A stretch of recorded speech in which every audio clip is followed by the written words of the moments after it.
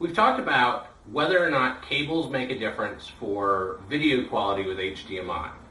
But with analog cables, one of the biggest factors in the quality of the cable is the gauge of the wire, which is how big around the gauge is.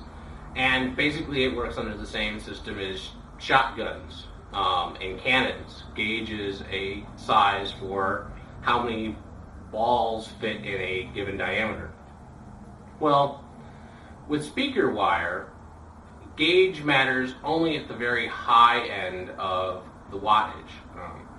Basically, you're not going to hear the difference in a speaker wire until you get to the point that the cable is no longer capable of pushing that amount of power across it.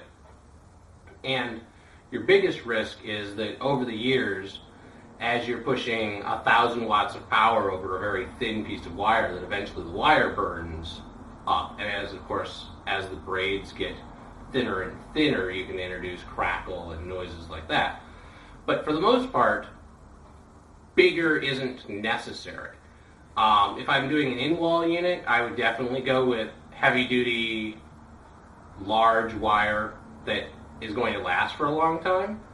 But if you're just running a run from your amplifier to your speakers and you're going to push maybe 200 watts across it, the lamp cord size, it's the same size as most lamp cords, electrical cords, will be fine. You don't need the monster stuff that's the size of my pinky around, and you certainly don't need the stuff that's as big as my thumb that they use at concert venues.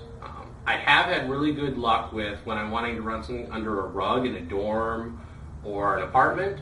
The Monster makes a flat cable, and it is awfully heavy gauge, but it's very flat, so it's kind of nice because it doesn't kick around, and it lays nicely, and it doesn't snag on things.